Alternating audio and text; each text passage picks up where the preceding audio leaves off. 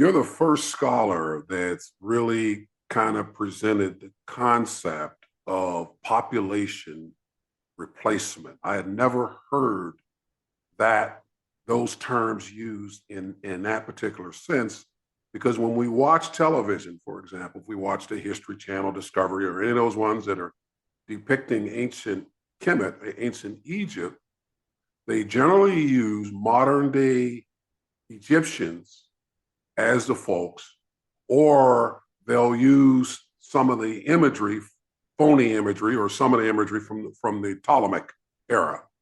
But you have very beautifully spelled out how population replacement took place, to the point that the folks that we see in Northern Africa today are a shadow of the folks that were there originally. In fact, they're not even the folks there. They are the descendants of invaders who came to the area. Could talk about some of that for us, please?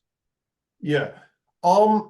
The relationship of the modern North Africans to ancient North Africa is a bit like the relationship of Bill Clinton to Native American culture. The reason I picked up Bill Clinton is Bill Clinton has got Native American ancestry. Okay. Does that make sense? That's why I'm picking him. So Bill Clinton can say, my ancestors, the Mayans, my ancestors, the Apache, my ancestors, the Choctaw, and there'd be some truth in that because they are his ancestors. But that's not the same as saying the ancient Americans look like him. See the difference? Mm-hmm. The modern Egyptians can say, my ancestors, the pharaohs. The modern Tunisians can say, my ancestor, Hannibal Barca. And that would stand up in court. But that's not the same as saying they look like Hannibal Barca. Get it? Mm-hmm. Now, what's happened is most of the modern people of North Africa descend from conquerors that conquered North Africa in the early Middle Ages, not even in the ancient world, the early Middle Ages. And we've got an exact date, December 639. Yeah? All right, so that's the date that they entered Egypt as conquerors, and they're conquering from the Arabian Peninsula. So they are moving in from the Arabian Peninsula. Now, when they entered, we know that the majority of the Egyptians that they came across were Black. How do we know this? Because they recorded that. There's a scholar called El Makrizi, and El Makrizi wrote, "Know, O Muslim, when you entered the land of Egypt, there were two populations there. One population were the ruling class, who are described as Greeks, and the rest of the population were described as Kipt, Q-I-B-T, modern word Copt. And the Kipt are described as, there were Nubians, Abyssinians, Israelites, and no one could tell any of them apart. You can therefore work out they were therefore all Black. Now, the Greeks, we know, conquered Egypt in 332 BC.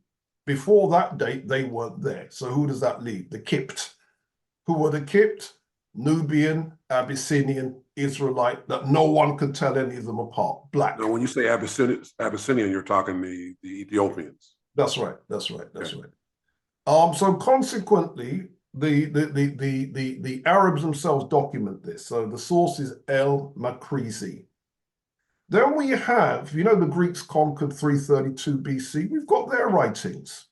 You've got Herodotus, the father of history, they called him, who said that the Egyptians were black-skinned and woolly-haired. You've got Aristotle, who said that the Egyptians were very black. Some people translate that passage as too black. You've got Roman scholars like Vitruvius, who describes them as equatorial in origin. So essentially, we've got a whole bunch of different sources giving us descriptions of the ancient Egyptians. showing that clearly we're dealing with African people. And to show the time difference, the Greeks conquered 332 BC, the Romans conquered 30 BC. The pyramids, using the most conservative chronologies, was built 2700 BC, 2600 BC, 2500 BC, using the most conservative chronologies. This is 2,000 years before the Greeks, 2,000 years before the Romans. So there's no chance that these people were Greco-Roman. So what happened is as people conquered, they conquered their way across. I mentioned they got to Egypt December 639. They got to Libya. They got to Tunisia. They got all what we would today call these countries, because these countries didn't have those names then. And they got to Morocco 708 AD. And essentially, once that land had been conquered by the Arabs, more and more Arabs had fled in from the Middle East into North Africa, and they became the dominant population. That's why the North Africans today call themselves Arabs. So Egypt is called the United Arab Republic. Libya used to be called the Libyan Arab Socialist People's Jamahiriya, letting you know Arab, which means in this context, not indigenous. Now, can the Arabs claim the earlier populations as their ancestors? Yes, because intermarriage took place. And when you've got intermarriage, then children come out of it, and some of the Arabs will be descended from those children. Just like Bill Clinton can claim Native American ancestry. But just as no Native American back in the day looked like Bill Clinton, no North African back in the day looked like the modern Arabs. Get it?